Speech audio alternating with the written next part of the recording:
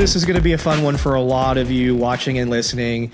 My next guest has a enormous amount of history, has changed the face in a lot of ways, the dog training world, especially those who know the program PSA. Jerry Bradshaw, welcome to the show. Thank you for coming on here. Absolutely. Thanks for having me on camera. So, obviously, I would say a lot of the dog world knows you from PSA. And I kind of wanted just to start there because one, it's a different topic for my audience to hear. Sure. But two, I'll give you the background. So I remember PSA back when I was living in Germany in 1998, 99. And it was just really in its infancy from what I remember. I remember being on Yahoo or something. And I don't remember. Were you on the group Malinois Handler way back in the day, that group? Yeah, it was nuts, man. Yeah. There's a lot of fighting on that group, right? Oh, man. It was always, you knew it was down for a fight when it was Darn Yarnell and Fred Hassan going at it. For those who don't know, that's some history right there. Mm-hmm. But I remember PSA kind of, am I wrong? Was that around the time that you were kind of creating it and getting it going? Yeah, well, at that time, we were kind of doing personal protection tournaments, right? We hadn't actually launched PSA quite yet. That official launch came around 2000 and then officially in 2001 when we began with the company and started doing the actual competitions under the name PSA. But we were kind of easing into it. We had a lot of stuff going on, amongst the two clubs that were, sort of the foundational clubs, one which was mine and one which was Joe Morris's up in Baltimore. And so that was about that early time, and we had a presence on those boards a little bit, other people more than me. But it was kind of a marketing strategy to get out there and start talking and start spreading the word about things that we were up to. What inspired you to create what became PSA? What was your motivation behind it? That was there were a few things that kind of worked their way into it. One was, I'd done, we called it Schutzen back then. I was a part of the United Schutzen Clubs of America when I first started. And, I was kind of in the later 90s when I was doing that. And I really enjoyed that sport. I got totally into it. I was in a great club. I always talk about how I got lucky, right? When I started training, I lucked into being around some really, really good trainers. And I know a lot of people luck into, maybe getting a start around some bad training. And then have to figure out that it's bad training. I kind of had a really fortuitous start there. And then competed, titled some dogs. I was still a graduate student in economics at UNC Chapel Hill at the time. It was just a hobby, right? And then I started spending way more time tracking my dogs and going to club than I was working on my dissertation. So I decided to start my own little business. And then once I started that and started getting more heavily into the competition, I kind of got I felt a little bit that the sports could be run better. They could be run a little more transparently. There could be more things to challenge the dogs, right? So this sort of the surprise scenario aspect of PSA rather than having, a rule book which basically states every little thing that you're going to do. And you have, I always tell my students, right, there's a lot to appreciate in Schutzen, IGP, because you know exactly what you have to do and you have to get as close to perfect as you can. Whereas in some of these surprise scenario sports, you don't know until the day what's going on there. So there's a lot more handling that has to go into it. You have to fake your way through some things. You have to take some chances with handler help and whatever you might need to do to get through the scenario. And so it's a little bit of a different approach to dog sport. But I took a lot of things when we sat down and created the rules. We took a lot of things from some of the existing sports like, Schutzen, like KNPV, some of the ring sports and so forth. So it's a bit of a hybrid, and like anything American, we stole from everybody else to make like something that we feel like was, was a big improvement on the other things. And obviously people that are purists and like French Ring or IGP will not agree with that statement, but that's okay. There's a lot of people that really enjoy working their dogs in PSA and titling. And so, yeah, so it was a interesting conception and birth of that sport, and it kind of was like flat in terms of there's a core group of people around the country that were doing it, but it wasn't until probably about like 8 or 9 years ago that it really started to take off.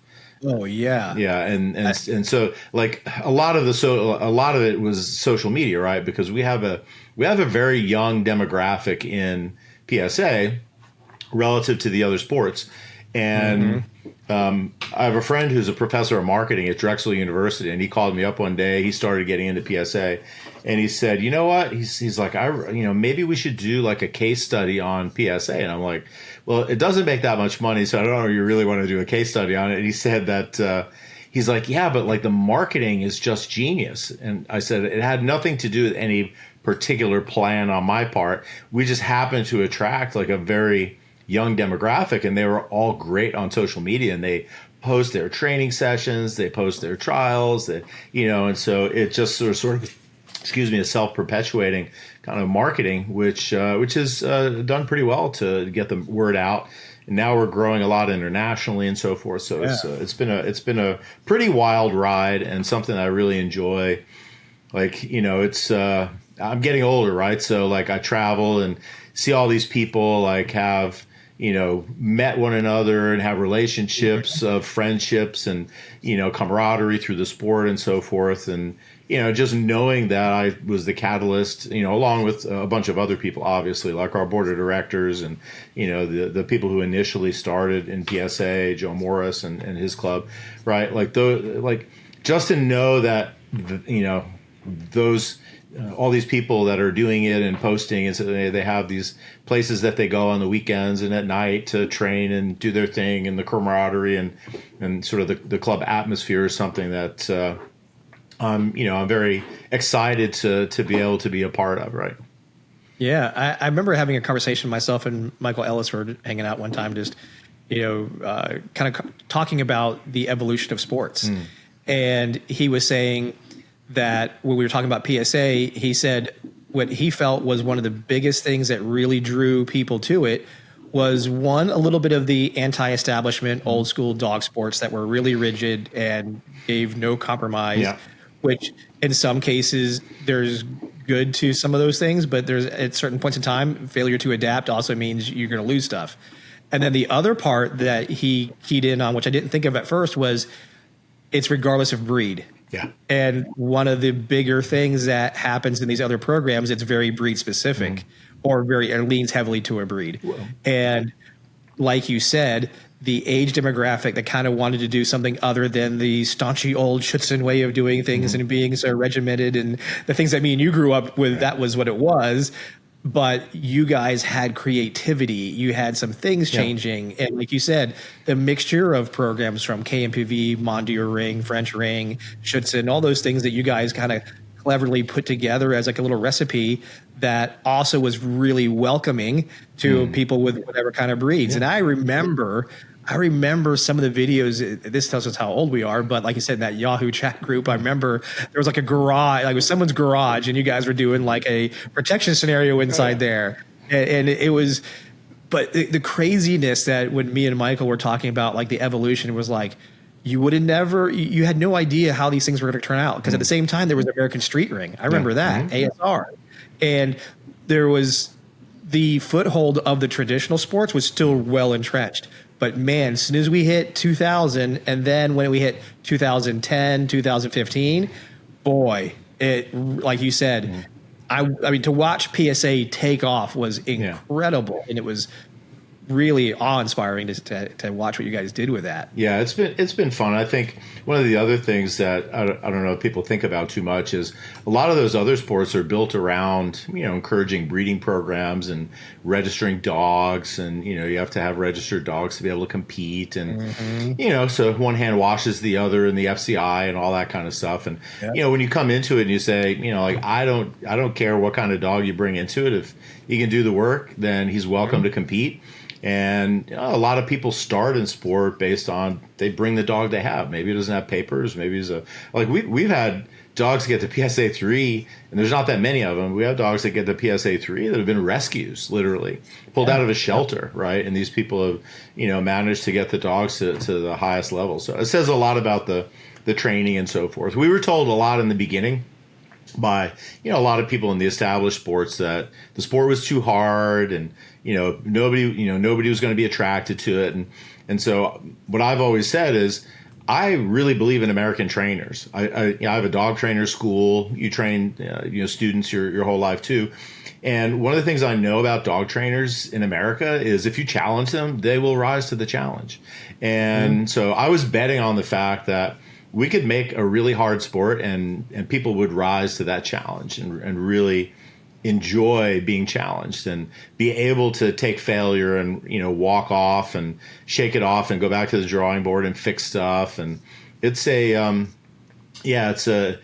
tough road to hoe in the beginning when you're first getting into it, and there's sort of a lot of magic and what the sort of the old generation has done in terms of just figuring out some of the processes. But I think at the end of the day, people really love a challenge, and if you make it hard, then they're gonna keep coming back. And I've said this from the beginning, right? Like in the beginning, I had like 2 dogs that I titled to PSA 3 within the first 3-4 years of the sport, and going back and watching the videos of me handling those dogs in 2003, it's like the equivalent of watching like a Babe Ruth baseball reel versus like modern day baseball, right? And and so I had taken a little bit of a hiatus kind of in the middle because I was so busy running my business, and PSA was growing, and I got my dog Raptor and started training him, and so it was a question to me of can I actually train, in sort of the modern era and actually title a dog and get a PSA 3. And I did, mainly because he was a great dog, but there's so many things I had to adapt in my training and change. There's so much that has changed over those years, right? So not just in protection training, obedience and high level obedience, but also, in detection training and everything that we do, tracking training is all like, if you're not open to adaptation, you die, right? And and we know so many trainers in the police dog business probably that were the lords of the manor for a long time, and they wouldn't adapt. They would actually fight the adaptation. They wouldn't say, "Hey, that's a good idea.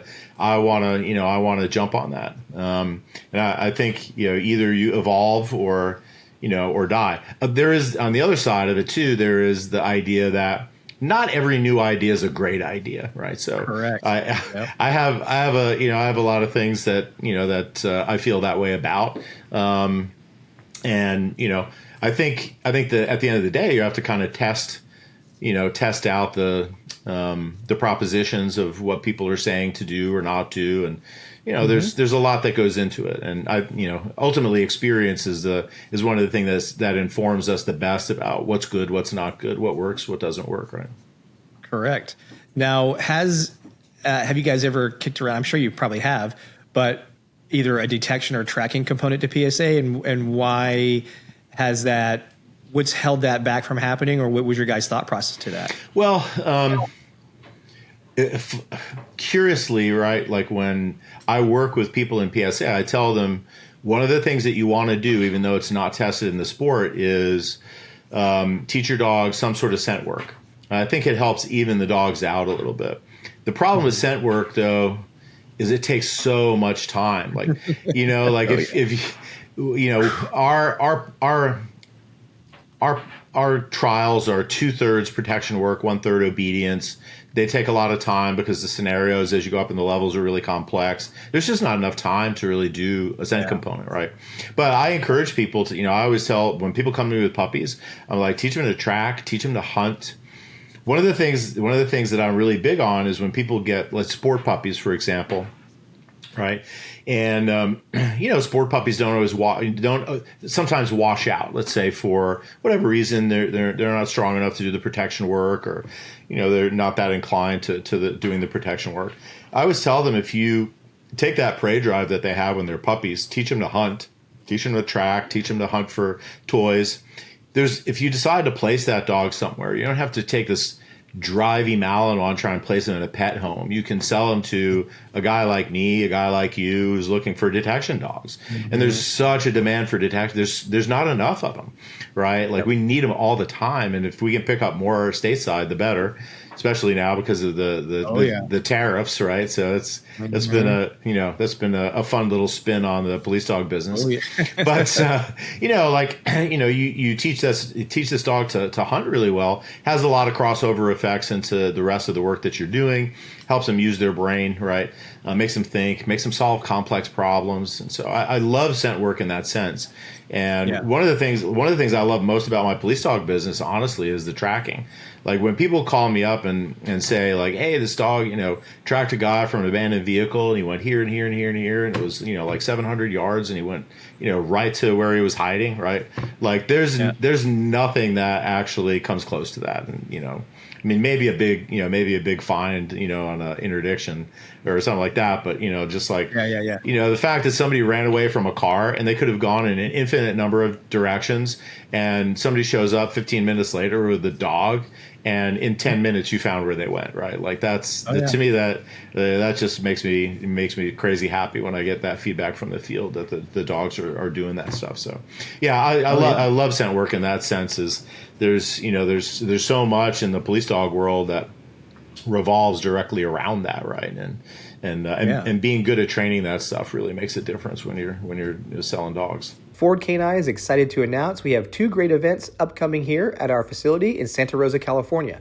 The first is in July 15th through the 18th, and that is our Advanced Detection Dog Seminar. This seminar is open to all detection dog disciplines, and it's for teams that are fairly advanced in their skill set. On top of this, if you have a fully trained explosive detection dog or firearms dog and you're looking for a career opportunity with Stratus K9, attending this event could get you selected to work for Stratus K9. Our detection dog handler course, which is August 4th through the 15th, also is open to all detection dog disciplines. If you have a partially trained or even fully trained explosive dog or firearms dog, you are also encouraged to attend this event if you're looking for employment with Stratus K9. We will also offer some select scholarships to individuals who qualify to attend these classes for employment with Stratus K9. Make sure you either go to fordk9.com or stratusk9.com and fill out an application, so that way we have your information. We'll review it. If you have any questions, please contact us.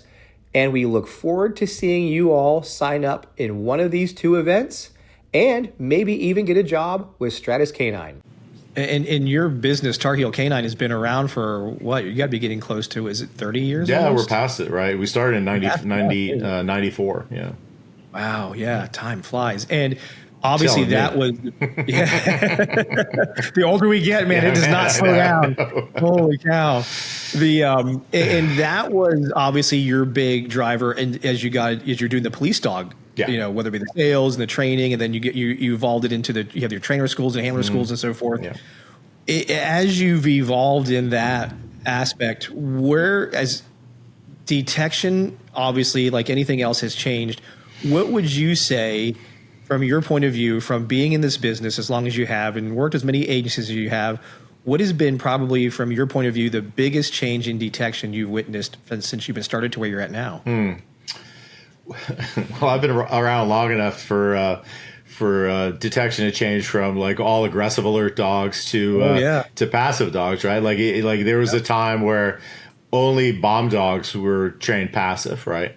And everything was scratch alert because dogs can pinpoint when they can scratch, right? You can't, you can't read where they stuck their nose last before they, showed alert behavior and sat. So, that was certainly one of the big things is people going to passive alert dogs. And they, and during the transition of all that, right, you had these agencies that were just like stuck on aggressive alert dogs, right? Yeah, and they're just not going to budge until that trainer finally retires and somebody else takes over. And then they're like, okay, maybe we're open to it now. That was a big thing. I think just like I was telling some of my students the other day, right? Like I would go to I would have a handler course, and in the old days, I would tell the guys that were coming to the handler course, hey, bring some drugs to the class. And they would show up with like Tupperware full of, they'd go, well, I got a pound of this and I got a, and like nowadays nobody's allowed out of their agency with any of that stuff. They can't like just check it out and bring it down for training. So it was kind of nice. We got to generalize things so much better back in those days. It was nice. But I think one of the other things was what else did we see? All the contamination and like nobody was paying attention to those details.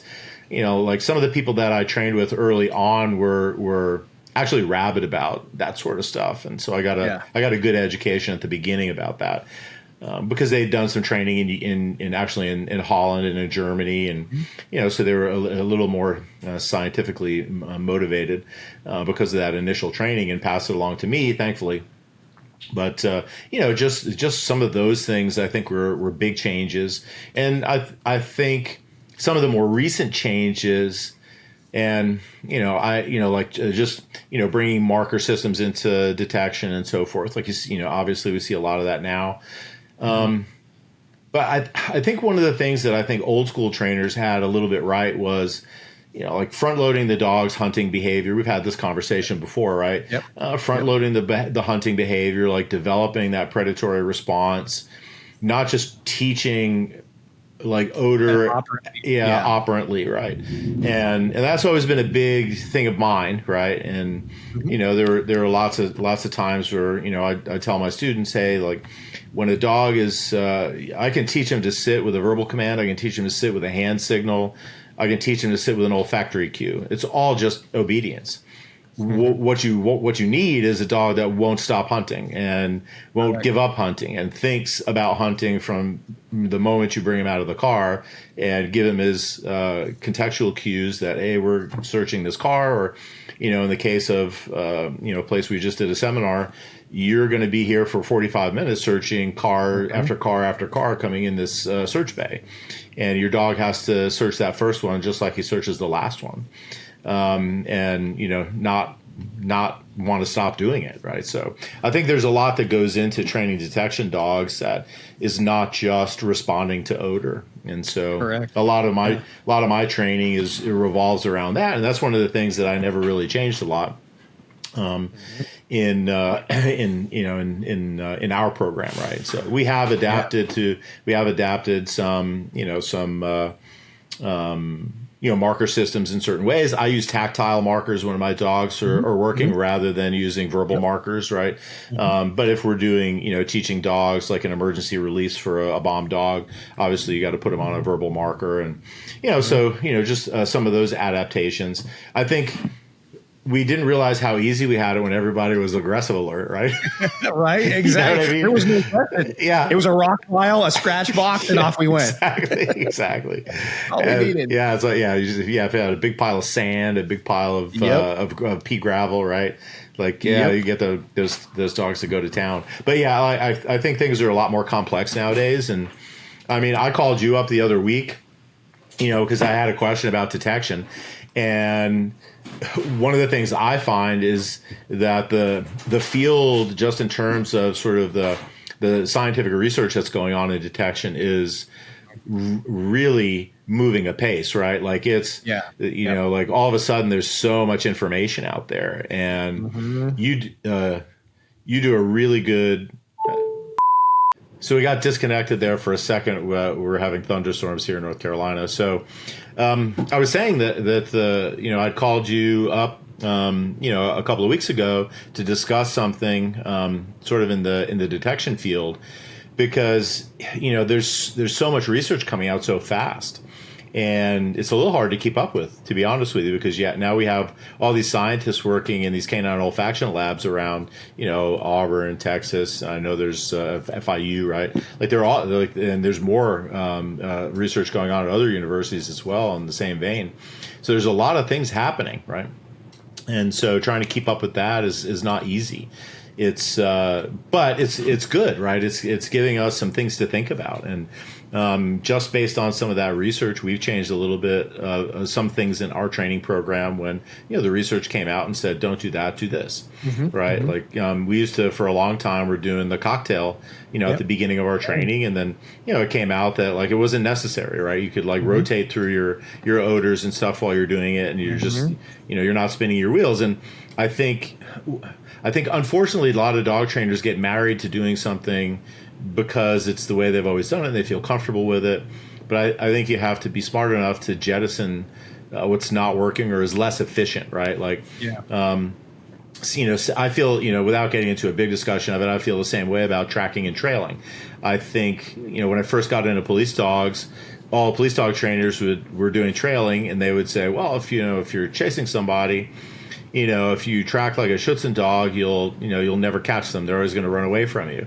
And, then I started getting into police work more, in some bigger agencies and around cities and, working with agencies like that. And you're like, wait a minute, we've got these perimeters that are going up. We don't have to run to danger like a bunch of maniacs, right? Like we can actually track at a good pace, but let's not outstrip our backup. Let's not leave it, like you've probably been around in the times where, the canine handler was fit, and he's got two fat backup guys like me, and then like a quarter of the way into the track, he looks back and he's alone right at night going through a swamp down in Florida, like he used to be in Florida, right? So so it's like, okay, well, can we move more tactically? Can we be safer? And and so forth. And so I feel like there's this like a revolver is a good gun. But there's a reason, like every police department has switched to using a semi-automatic, like a Glock or something like that, right? So, let's be smart about this stuff. Like, just because it's a way doesn't mean it's the best or the most efficient way, right? We always have to be thinking in those terms, I feel like. Yeah, no, and you've hit so many good things there. So it was funny, like you're saying, when one of the first times we had seen each other on the seminar circuits, and we knew each other, from that world. And then as the detection dog was doing, that popularity grew, and then when I was out of the SEAL team stuff, and then now as a business trying to go into things, and I had the two directions to go. I could go the tactical guy way because I've had my time with being a SWAT officer and being with SEAL teams, or I was inspired for this reason to go into detection because I looked at it as an area that wasn't really getting a lot of attention, and I was just intrigued by it. And during that time, and as you just said, more and more research was out there, and I was taking it in, and then I became also impassioned about various things I saw that connected and resonated with me, that I saw good success with, and then I found myself as a platform. And one of the lessons I learned was one of our conversations, because it took us talking a couple of times when we finally realized, I front loaded searching all the time. That was just like a guarantee. There was never a question about doing it. But what I only shared was the stage when we started doing the delayed conditioning, the imprinting, and using a marker. Right. And I never realized how the message could get misunderstood until it's like the responsibility of having the platform that you have to think of. How is somebody interpreting some of this stuff? Because so much information is now gleaned from online videos or a social media post or whatever. And it was kind of, it was actually a really wonderful learning lesson for me when me and you did the podcast with Pat and Glenn. Yeah. And then when me and you got on our own one day when we were in where was it, Idaho, I believe, or Washington State, I think, one of the conferences. Where Nathan was speaking, Yeah. And you and I just ended up kind of talking, and we were like, we were far more alike than different by a lot. Of course, every trainer is going to have little things that we like to do or do differently. And what the only thing that I looked at that sucked was people would hone in on those slight differences, not how much we were actually alike. Right. Yeah. And with that said, we would also share those things that were important to us. But as time went on, and as like you just explained it wonderfully, where, I even use lots of different things now. I'm not just, I use a marker as appropriate but I also, and I stole this from my friend over in Austria. He refers to it as announced reward, which is the use of a marker, and unannounced reward, which is just rewarding our traditional way at source. And I was like, that's actually a nice, easier way to explain it than a lot of really science technical jargon and big words. Is like, I'm announcing my reward by using a signal. I don't give a signal, I do this. And it was like, yeah, I kind of liked how simple that was. And then the other part that you highlighted, which I really liked because I found myself like a lot of other people at first, I was so impassioned by the science, like, ooh, this study shows this and this study shows that, regardless of how I felt or agreed with it, but I was really into it. But then as more and more science kept coming out, I'm like, all right, hold on. We got to pump the brakes on some of this stuff, because as exciting as it is and so wonderful to have more information than we used to have, we have to be careful to not throw the baby out with the bathwater when it comes to all of a sudden when there's some research that connected with that person for whatever reason. Maybe it validated an argument they felt for a long time, or maybe it validated some experience they've had. And though a lot of it, now that I've made friends with lots of those from those communities, they will all unanimously tell you, hey, look, this is off of a sample size. We're giving you information off of what we see. And a lot of them now have done a much better job of relaying to everybody, look, we are not coming at it from a trainer's point of view. We're not thinking about certain things from a trainer's point of view. We're looking at what we see in this moment. And we're also going to tell you that sometimes the research is flawed. Like we will discover something that happens afterwards that was like, oh, you know what? Well, now I'm going to do is go get more funding to go do another research project to eliminate that flaw. And and the joke I share to a lot of, and I don't know if you've heard it, but I say like the only two things scientists agree upon is the third one's research was flawed. So they go through the same things that we do, they go. So I just try now to, and this is, I think this has been I know a strong philosophy for you, is balancing everything out, making sure that the experience has still lots of value to it, and the science is helpful, and it's great to give us some information, but we can't abandon all. It can't be an all or nothing game. It can't be only experience, because sometimes experience is flawed, and it can't be all only science, and I'm only doing science-based this and science-based that, because that has its limitations and flaws. And I think, this is why, we've been friends a long time, and I have even more admiration for you because of the other conversations we've had, because we both we understand the science side and we like it, but we are far more aligned in the growth of detection being smartly grown. Don't sometimes let the emotion of something really drive you to it without having some good old-fashioned experience to it, and then being willing to reach into your toolbox and use lots of tools. Sure. I think that's important to always keep in mind, right? Because, when people say things are only this way or that way, my answer to that usually is, you're on the what is it, the stupid summit of the Dunning-Kruger curve, right? Yeah. You know what I mean? Yep. And then you get like 30 years in, and you're like, I don't know, man. Like, I've seen so many cases that contradict things that I think are always this way, and it's I find that now those things are more interesting to me. It doesn't like bruise my ego to see something that I tend to gravitate to as a methodology, but it doesn't work for everything, right? And that's and that literally is what being a good trainer is about, is like being able to adapt when your usual way of doing things doesn't work. And I used to be an economics professor, right? So I've read my my fill of academic papers when I was in grad school, right? And one of the things about that is a paper that says, well, we can inform, let's say, we can inform some of our decision making about how we do something practically, right? Like only to a certain extent, right? Like people used to ask me at parties, because I was an academic economist, right? I was basically an applied mathematician in the area of the economy. And so people would say, well, what's the stock market going to do? And I'm like, if I knew that, I would not be an economics professor, right? Like there's only so much of the theory that actually informs best practice, right? And it usually takes years and years of research, kind of going back and forth and changing variables, and until you sort of iterate to, okay, we've kind of figured out that this is something that's good and this is something that's not good. And there's been enough research to throw our the weight of X number of papers behind it, and that say, well, it's this way, and it's probably that way, and that's probably what the actual quote unquote truth is, until some other research comes along and unseats that particular truth, right? And that's just how it goes. I think at the end of the day, we're in a very unique position as dog trainers, because like the proof is in the pudding. If the dog won't find the odor in an operational environment, there's something's amiss, right? So, if your dogs go out and they do what they're supposed to do in their operational environments, nobody gives a shit how you trained it per se, right? They may be like, oh, that dog works really good. I want to learn how you trained it because I want to have similar results, right? Or you were able to fix something that was broken, right? Like, I'm sure you see this all the time, probably more than I do.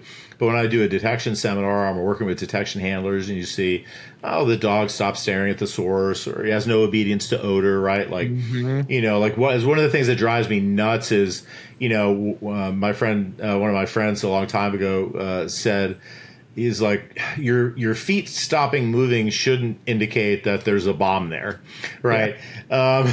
Yeah. But like sometimes like the dog will get into odor and start showing alert behavior, and then the handler moves away and the dog just follows him. Okay. Right. Yeah. It's like no obedience to odor and things like that. And it's like, okay, well, we got some big problems here, because these dogs are supposed to be operational. They're they're supposed to be telling us something important, right? So if we're going to use them, let's do that stuff right. And I think if you have a track record where you can show that you can do that stuff right, then like that makes a huge difference, especially for people that are kind of new in the industry, who kind of like represent themselves as having these high levels of achievement, and it's like, all right, well, maybe you trained like 5 dogs. That's super. That's super. But when you've trained like 1,000, get back to me and tell me how much you know about it, right? And I feel like we're being on sort of the downslope of the Dunning-Kruger curve, to getting to the point where you're like, well, nothing's absolute, and I have a fairly good general theory about how to train a detection dog and a tracking dog, but I can tell you, like, even we put out like 60, 70 trained dogs a year, which is, to me, is a lot, right? Yeah. We sell a lot of green dogs too, but 60 or 70, trained dogs a year, like. You learn a lot from doing that, right? Like you train 60 dogs in a year and multiply that by 5 or 6 years, right? You've seen a lot of dogs. And I can tell you right now, like we have a progression for everything that we do, but a lot of times the dogs come along and tell you like, I am not going to follow that particular progression, and you're going to have to come up with something better, something different, like something that's going to fit my temperament and my drive profiles and so forth. And like if you don't look at that and say like that's the actual interesting part of dog training, then you're probably in the wrong business, right? Like to me is like when my trainers come to me and they're frustrated and they're like, we can't figure this dog out, like he's not following the normal progression, we're struggling with this, he's showing these behaviors, and to be able to unlock what's going to work for that dog, right? That's a lot of the fun of being a dog trainer, right? Like I get it when you're in business, like there's pressures to get the dog trained on time. There's financial pressures. There's all that stuff. But at the end of the day, dog training is kind of a puzzle, right? And I feel like you have to enjoy, just like anything else, you have to enjoy the process of it. And sometimes the dogs will humble you, right? And frustrate you, and you want to pull your hair out, and you can't sleep at night because all you're thinking about is a stupid dog and why it's not working right. What did I do wrong? How did I get that? Yeah. Well, that's the thing is, right? Do you have the attitude to be able to say, okay, what am I doing wrong? right? What am I doing wrong for, at least for this dog, right? I believe you can have a general theory that works with a wide range of solid green dogs that can work in the industry, right? Some are going to be better than others. They're going to be on a normal distribution, right? I was an economist for a reason, so they're going to be normally distributed. You're going to have some below the mean, some above the mean. Oh, yeah. We do a certain amount of testing to, like to chop off the lower, maybe 40% of the distribution to get rid of those dogs. But at the end of the day, you have to train dogs that have different strengths and different weaknesses and so forth, right? And you have to make them better. And if you can't do that, you're not going to be a really good dog trainer. Yeah, right? No.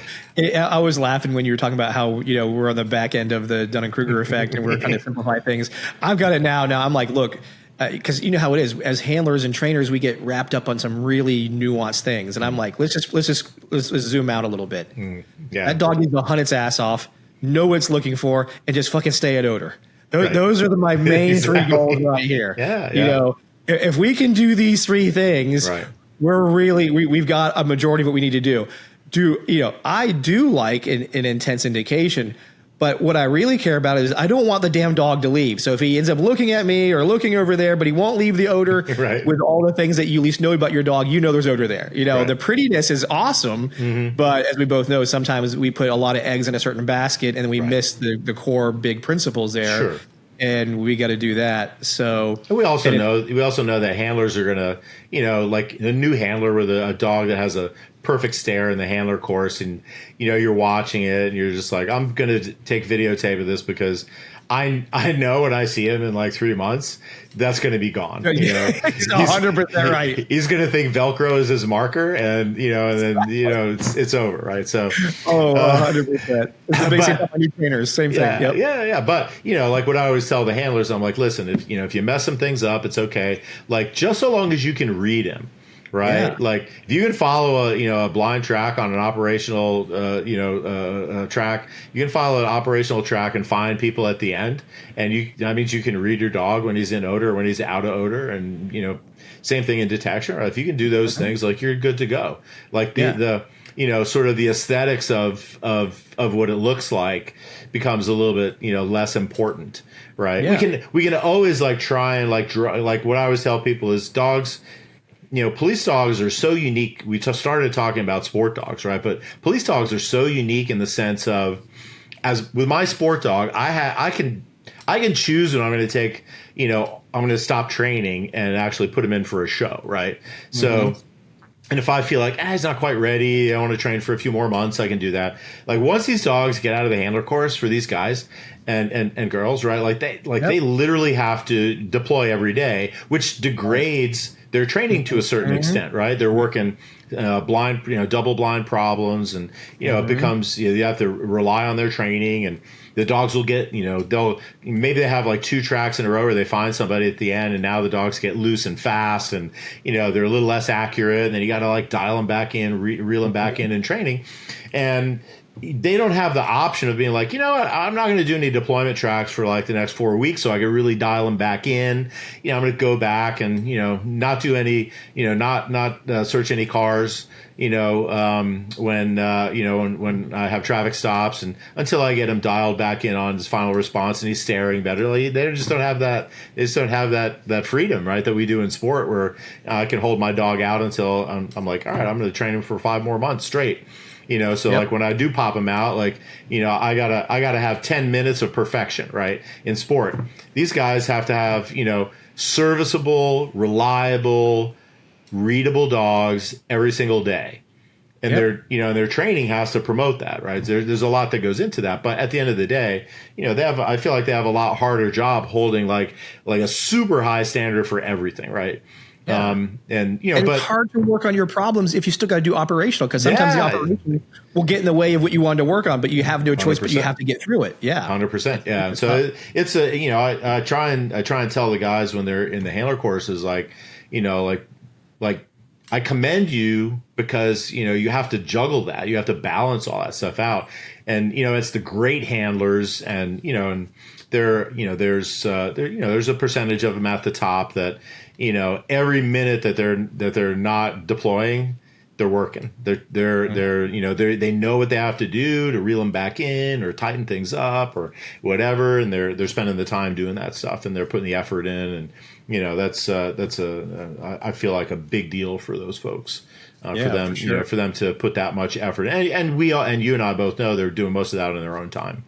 It's not that's not time they're getting paid for, right? They're because they have a high standard about what they do. They want to keep their dogs at that high standard, and that's always impressive when I see people that are willing to put in that time. Are you looking for an opportunity to become a professional detection dog handler? Do you already have a fully trained explosive or firearms detection dog? We want to hear from you. Come join us at Stratus K9 and go visit stratusk9.com. That is STRATOSK9.com. Fill out a job application with us. We will review that application and be in touch with you. We look forward to having you join Stratus K9 and be a part of our team. Oh yeah, which as a trainer, I'll invest in them. I will help them because you see that they're willing to do the work. Mm-hmm. I will support that all day long because it's that kind of passion person that's going to make the industry look good in the long run. Oh yeah, for sure. The ones that don't, but. I had some of my members. It was actually ironic. One of the people was in our Ford Cannon membership group on Facebook, and she asked a question. And I said, well, by the way, I'm actually going to be doing an interview with Jerry. So they wanted me to ask the question, which was, in detection training, obviously, like you said, there's a lot of different methods we use.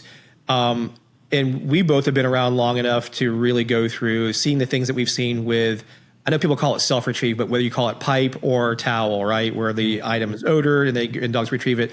The question was, what was, from your point of view, pros and cons when using that method? What have you seen? What advice would you give somebody who uses that? What to consider and so forth? So I never really used towels unless I had like a like a lab, something like really soft mouth that I didn't like that because it could pick up lots of other kind of contaminants, that kind of stuff. Yeah. We still use pipes when we're teaching the dogs the initial odors. We front load it with hunting. Like that is the most important thing. It's basically a direct reward system where the dogs are out hunting, and if it's done right, you can add blank areas really quickly. You can put the dog into operational context right from the beginning. You can have them search cars. You can have them search outside. You can have them search rooms and buildings and so forth. And so I like it for that reason. I think you have to be careful about contamination. You have to be careful to keep your stuff clean. You have to, just like anybody else who's working in detection, right? But I think one of the reasons it gets like a bad rap is, when if you build all that hunting intensity, right? Like when you get to the point where you have to teach the final response, a lot of people will say, well, now the dog's in too high a drive, teach a final response.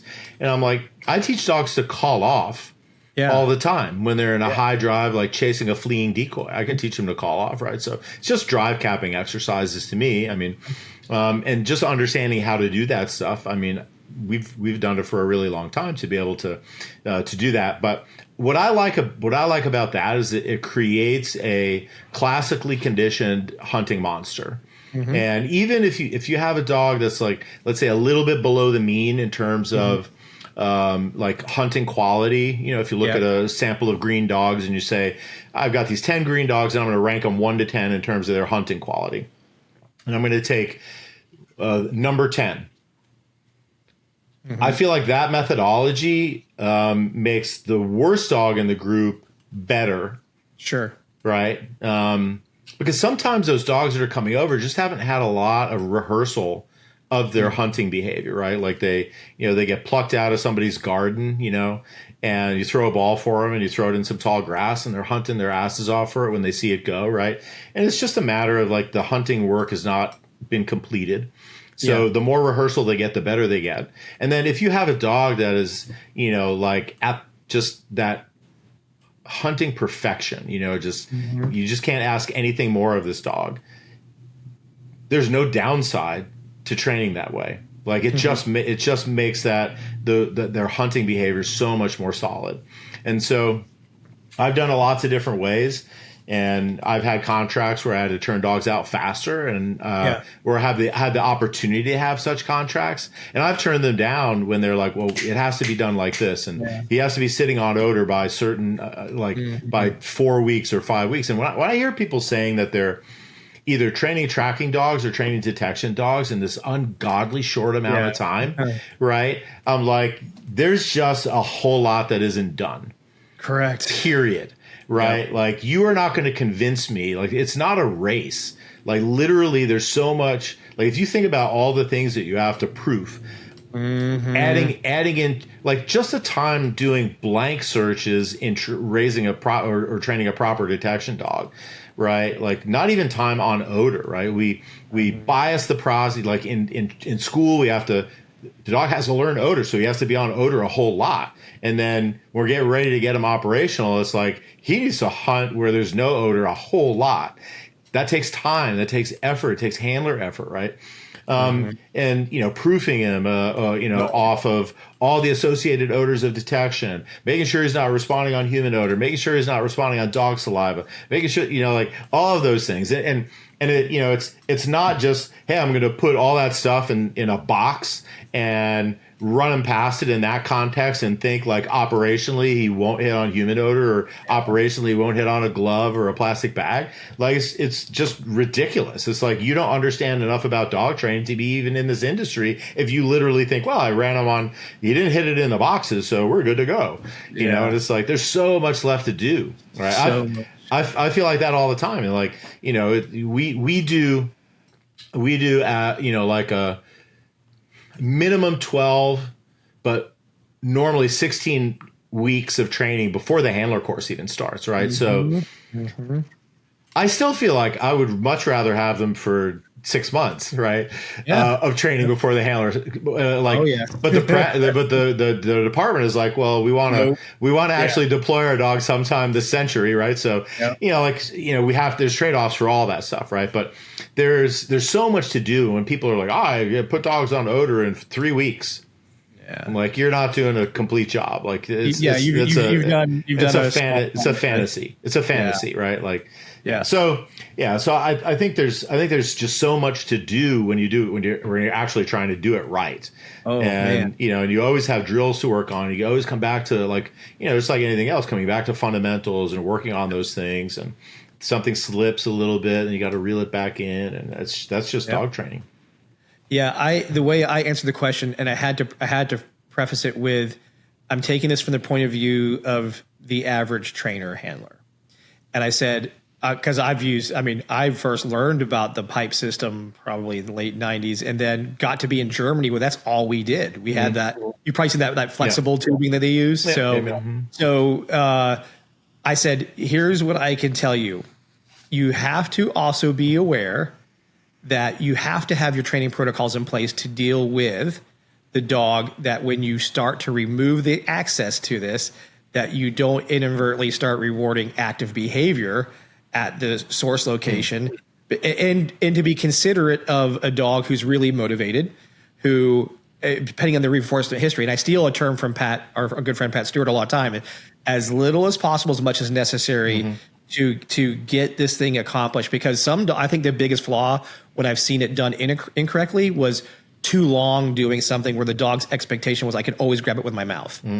And when that wasn't addressed or taught good impulse control and how to communicate and things that you bring up and how you described it, then you have these problems. That's what can be sometimes unfairly associated with it, because the method itself is sound, but you do have to, it's like anything. It's like whether you're using a marker. If you use a marker too much and you always mark within 1 to 2 seconds, you're going to have a dog that's going to leave odor all the time. So I always share that some things that we see, you have to make sure that you understand, like you said a little while ago, the entire process to it.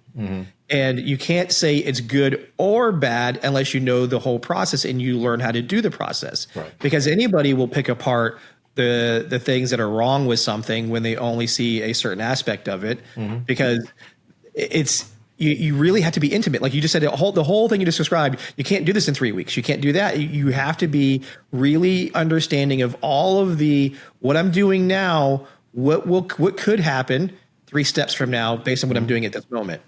And being aware of that, whether it's the odor itself, where it's how the dog communicates, and what is the goal of the session, and what do I expect the outcome to be at X point in time?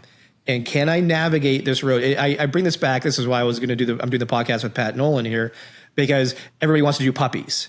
And they'll see 2 videos of Pat Nolan doing puppies and go, puppies is easy. Yeah. And I'm like, look, I get it. I don't disagree one bit but we're not Pat Nolan. Like, you have to think of it like he thinks of it. And the things that he's doing as a puppy, many times, he's already 4 steps down why he's doing this right here, because he knows the next 4 steps ahead, this is where I'm going to go to. Yeah. And though the ease of information, like we talked about when we started this, because of internet and social media and so forth, we miss out on a lot of the nuances of detail, and certain things get a bad rep. Certain things get a good rep that probably shouldn't, just because we're not seeing the entire picture. And that's I feel for like you said, when me and you got into this, there was no debates. It was aggressive alert. Here's what we did. There was no internet. There was no nothing really to guide us. It was those old school trainers that would this is the way. And we're like, got it. This is what we do. And we all kind of knew that system. But then as we got better, more information started coming out. It's a 2-edged sword. There's a lot of great stuff, but then you also have to be able to thoughtfully work your way through it, and then flexibly move as you need to accomplish the task. But you got to have the experience to know where I need to go. Like, if this comes up, which direction do I go? Is it this way or that way? And if you only have those couple tools, you're only going to go so far in that other direction. You're going to face limitations. So. Yeah, 100%. I think a lot of times the pipe method does get that assumed rap of, well, the dogs put their mouth on the pipe, so they're going to be mouthing odor and stuff like that. And I can tell you that it doesn't happen very often, right? If you have a good process and you know how to eliminate, that's the case. You got a good process, you don't see it so often. Exactly, right. You have a good process, you eliminate the pipes, to get just pay on sniff eventually, and then you teach the final response. And in the process of teaching the final response, you don't allow any of that stuff to happen, and you're good to go. It's not just because it seems like it might create that problem doesn't mean it will if you understand what the process is, right? So I feel like that's kind of a big deal. But at the end of the day, everybody has some different processes and so forth, right? You have to be able to look and see, if you see a deficiency in a dog, okay, what do I go back to? And that's the other thing I love about this method is, as you start, let's say, putting a little bit of pressure on the dog in the final response, which eventually we all have to put a little pressure on the dog in the final response, right? What happens if you start to see the hunting degrade a little bit? If you have a dog that's just realizes that, my odor's in these 4 boxes, and that's all I need to pay attention to, right? What I love about my method is I put the dogs in an operational setting in the beginning, take a little detour of a couple of weeks to put the final response on them, and then we're right back to operational hunting again. Yep. So we never get those dogs who the box work or the final response work is killing their hunting drive. But I see it all the time as a vendor when guys take dogs and they take them right from my place. Their first session in at their place is, we're going to put odor in a box and we're going to slam them into a sit, and then 2 weeks later, they call me up and they're like, no, he doesn't want to hunt anymore. And I'm like, oh, really? Yeah, he doesn't want to hunt anymore, right? Because the first thing you did was take all of his enthusiasm out by putting obedience on him, right? Yeah. And so you have to be aware of that kind of stuff, right? And that's the toughest part, as we're bringing up is, and I don't know if you feel it, but I know I go through it, it's trying to answer some questions that are actually pretty deep and complex, but then considering who am I talking to that they would understand what's important in the conversation, because they may not have that experience or that depth yet it looks very simplistic to them, where you and I will look at it, we see there's a lot of details here. And I want to convey to the person there's a lot to it, but it is easier than you think, but it's also not as cut and dry as you think. There's a lot and again, this is the toughest part for me, especially when it's online. Like in person, I get a much better feel, but when there's questions online, there's like, I can answer a question, but how are you going to interpret the answer to this depending on what your experience level is? Oh, for sure. That's a big thing. It's tough. Which is, the biggest, another struggle I've had is as business grows, everybody wants everything online, right? They want, videos and this, that, and the other, and that's great. But again, this is me and you being old school, man, there's nothing better than being in person.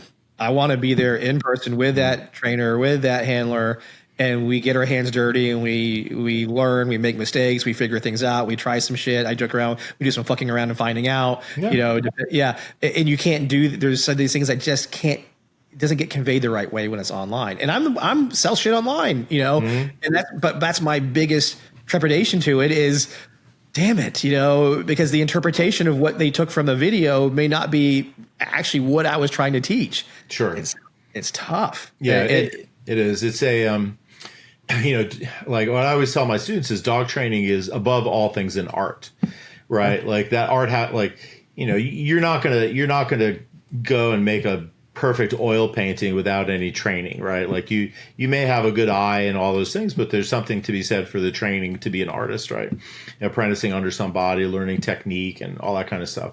And I think the same is true of dog training, right? Like, you have some people that are good intuitive dog trainers, but you need to also inform what you're doing with the science that's out there, which gives you some ideas about how you want to maybe do things or what order you might want to do things in, right?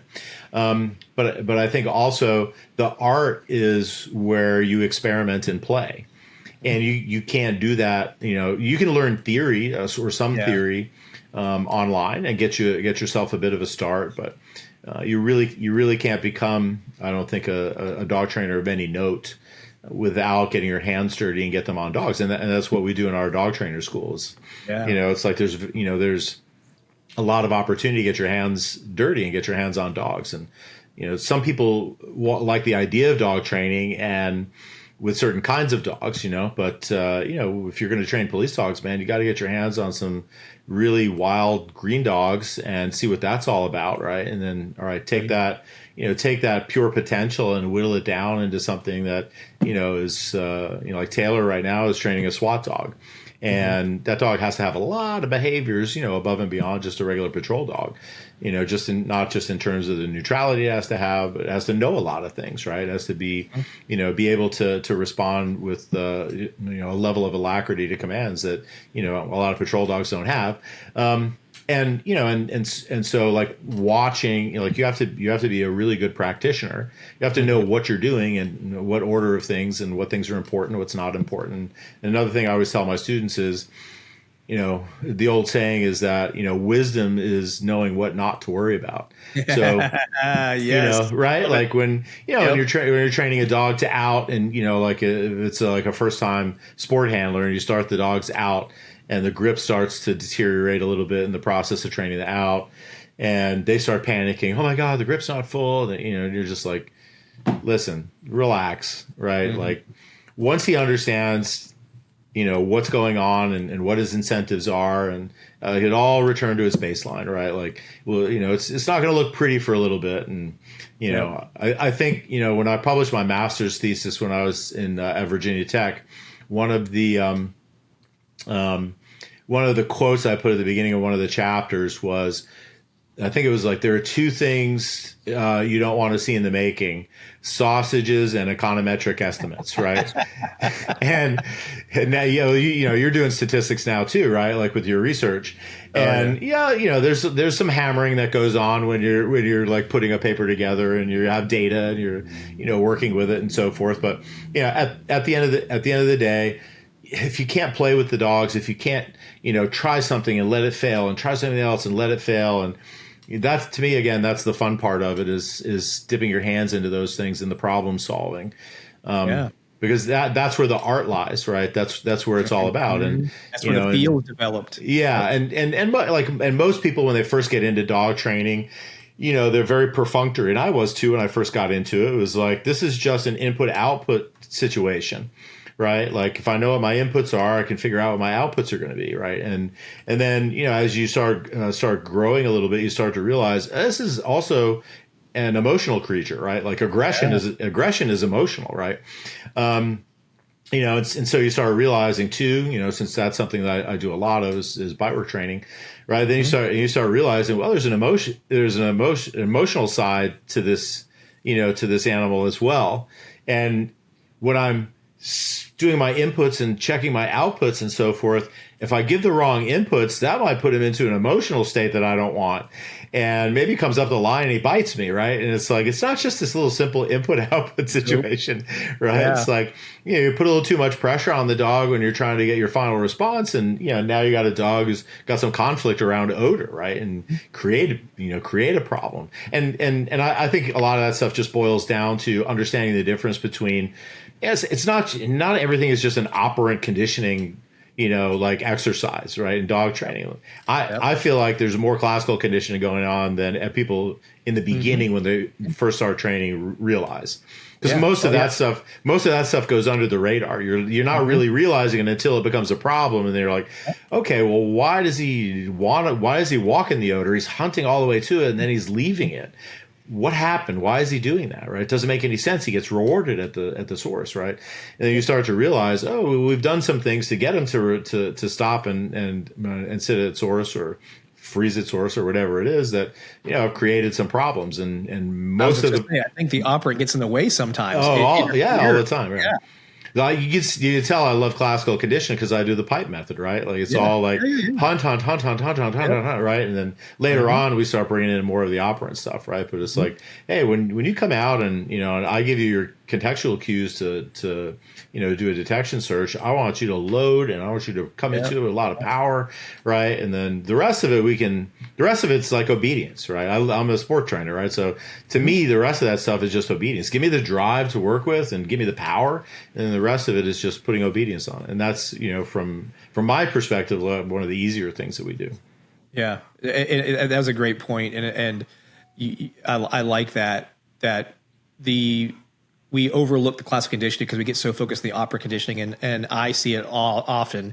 The operant gets in the way of the good classical conditioning because we get so focused on a certain behavior or a certain thing, and we're missing the mark where, hey, again, back to the three things: hunt your ass off, know what you're looking for, and just stay there. Yeah. So there's just two questions left. One was, what advice what's one of the top things you try to impart on detection dog handlers? Leave your dog alone. Stop being so important to your dog. Like no matter what we do as trainers, how good our processes, how good our methods are, whether you're training, a more direct reward method like me or an indirect reward methodology in general, a handler can come in and start to be the focal point of that dog's world and muck everything up. And so a lot of times what I'm doing is showing the handlers that you can actually let the dog do the work without being so involved, without being so overbearing, so much of a presence, right? And I think that, like, I do a lot of that. That's like one of the big things. The other big thing is learn to read your dog. Right. Yes. I know there's some people in this industry who are like, put them in double blind right away, and I'm like, that's where I think some of the science has really fallen short. It's not possible, right? Like, how do you learn to read your dog if you don't actually know where the hides are, or if you don't lay your own tracks for the dog? How do you know if he's in odor or out of odor, or he just came out of odor, or if he's bracketing, or whatever the case is, right? Like, you have to have some sense of that, right? So, so I feel like that's one of those things that I feel like handlers need to learn. But in the process of learning that, you can create too much handler involvement in the whole process, right? And so I think, having the other thing I usually tell handlers is you got to have discipline, right? Like if you know where the hide is, like don't walk over and hover over it like an idiot, right? Like I know it's pulling you and all you want it to do is solve the problem fast. We want to win, damn it. Yeah, right. Like you want them to, like I've watched like you probably too, like 8 million dogs hunt, whether it's a green dog hunting for a ball or detection dogs hunting for target odor, right? I've watched 8 million hunting videos, right? And it's like you never get rid of the pit of your stomach where you're like, oh, buddy, you're almost there. Like, yeah, you're like, you know where it is, and you're like, oh, and he misses it. Murphy's Law, they go the opposite direction. So they go this direction, they go the other way. You're like, damn it, just go this 1-4-4. Exactly. Yes, it's like the dog doing the patrol certification and the building search, right? And it's like there's 7 rooms in the hallway, and the dog hits every door like except the one where the decoy's hiding, right? So yeah, like and I feel like we have that in the pit of our stomach, and we're like, like following an odor to source is fucking hard. Right. Yes. Like there's like it's never this perfect picture of a scent cone that the dog just like wheedles into. Right. Like there's odor over here and odor over here and a bit of odor over here and a little scent pool over here. And it's like very confusing. Right. And sometimes it takes them a little while to solve the problems. So, yeah, like just like don't get involved. Like don't cheat the process. Like let the dog figure it out without you. Right. Yes. So those are some of the things that I feel like I try and impart to handlers is those things, along with the obvious things of like, have a sense that no matter how good your training process is, you're going to have to proof your dog off of something. Right. For sure. Oh yeah. You're not getting around that. You're not getting around that. And which is what, piggybacking what you say, one of the things that I try to get, it's okay to fail. Yeah. Embrace those failures. When this sucks or this happened, good. It gave you an opportunity to learn something. It gave you something to take away. Yeah, I think there's, what's his name? Jocko has this saying that no matter how horrible the thing happens, he's like, good, it's going to give us an opportunity. Okay, like, all right. I don't want everything bad to happen all the time. Like, that sucks. Like, let's just say that fucking sucks, right? Because that's a SEAL team guy coming at it from the world of it always sucks. Right, exactly. Yeah. But on the other side of the coin, like if things don't go wrong, sometimes you don't learn anything, right? So I've learned them. Like I just showed my dog in the level 2 for his second leg. He passed the first leg, and we failed. He went after the apprentice judge that was on the field, right? And the decoy had to give him a quick bite to like keep him from like biting the apprentice judge, right? So I was like, I did not expect that to happen, but now trust me, that's in my head, and we're making sure that's not going to happen again, right? But failures should inform your training, and you just don't want to make it a habit.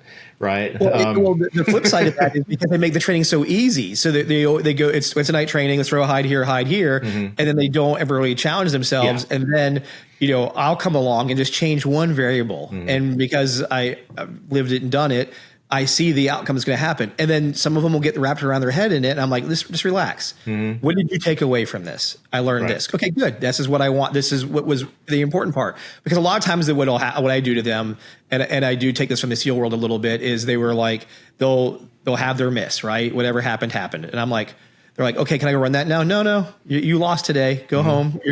I want you to sit on this so that way you remember it. Because if I let you right back in and you solve it, a couple things are going to happen. One, there's going to be something that you're going to do inadvertently that's probably, like you said earlier, communicate to the dog. I don't want that to happen.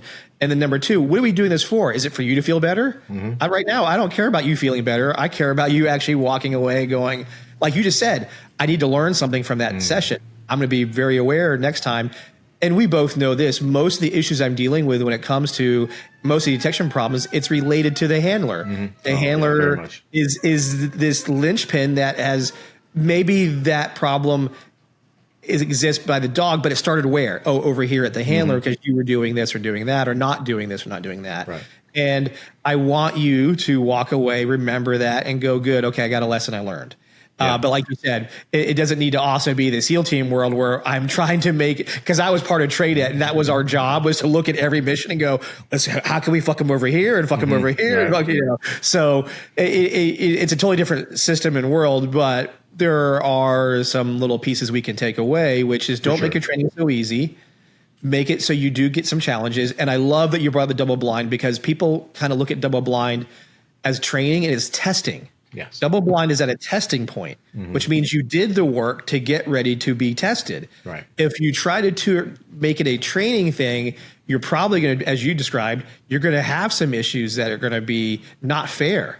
And you're not going to get a true assessment of what it is because the dog wasn't even ready, or the handler, the team wasn't ready. Right. The double blind comes in when you've worked up to this point. Now, off you go. Let's see how you do. And if we have some gaps that exist, let's figure that out. Right. But and along the lines of the research that you guys did, whether, like single blind versus double blind versus known hides, right? Which I don't think you can tell me one way or another, but did you think it was going to turn out that way?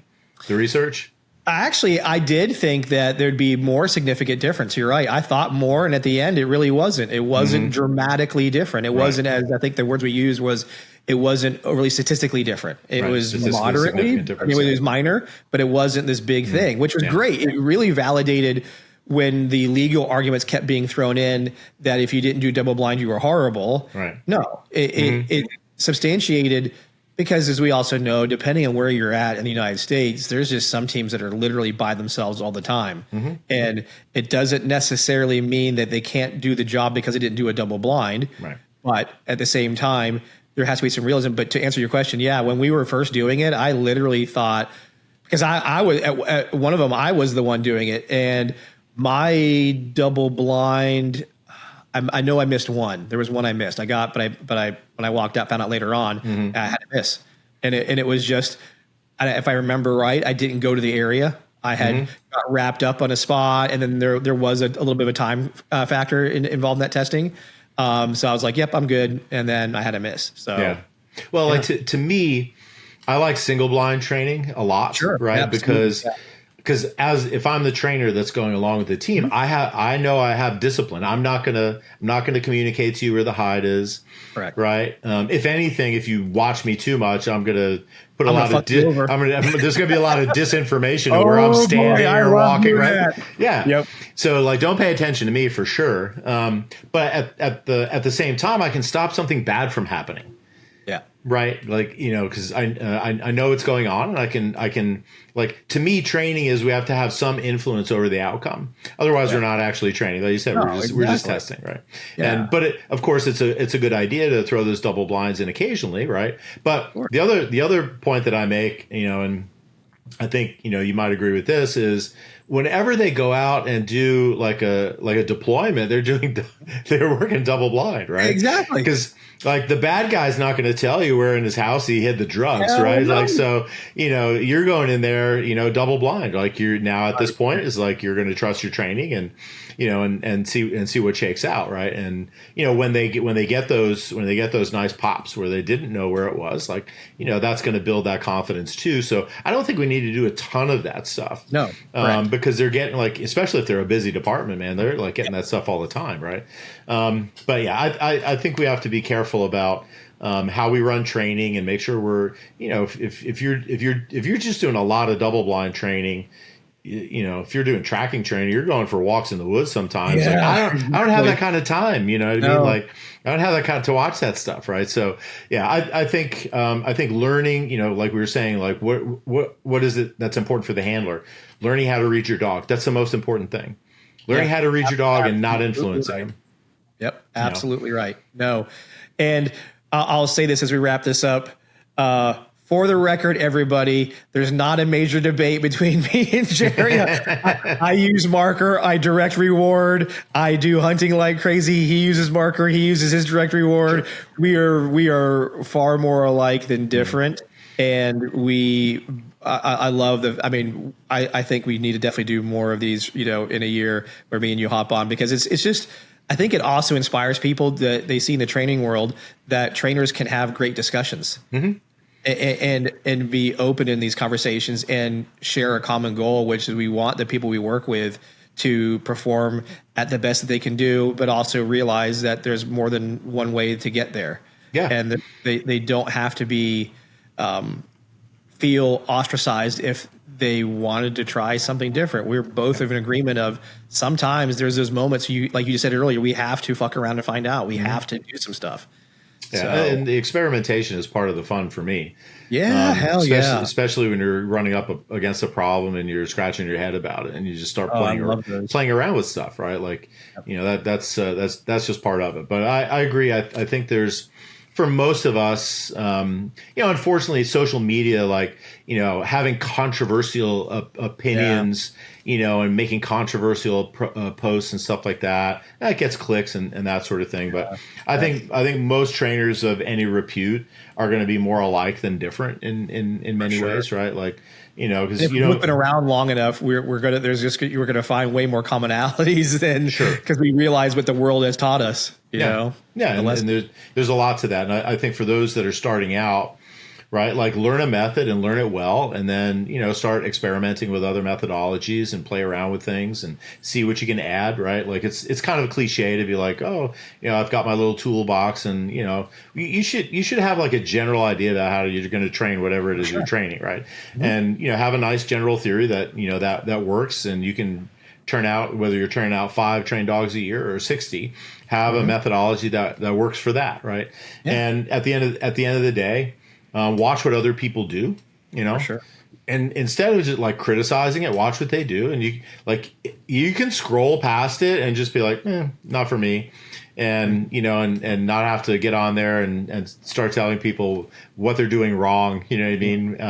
Especially if you haven't actually like trained a lot of dogs, because it doesn't, like, volume matters, right? You learn a lot of those edge cases and stuff like that from training a fairly large sample size, right? Like, sample size matters, in everything that we do, right? If you do 1 or 2 of iterations of it, like, you may think you know what you're doing, but you haven't hit too many of the difficult cases, and the ones that are going to keep you up at night, like we were talking about. You haven't hit the problem solver ones yet that are like, damn it, like, what is this shit? Yeah, exactly. Yes. Oh yeah. No. So, first of all, thank you again for coming on here. But obviously, for the few that don't know how to find you, so I know you have your Controlled Aggression podcast, right?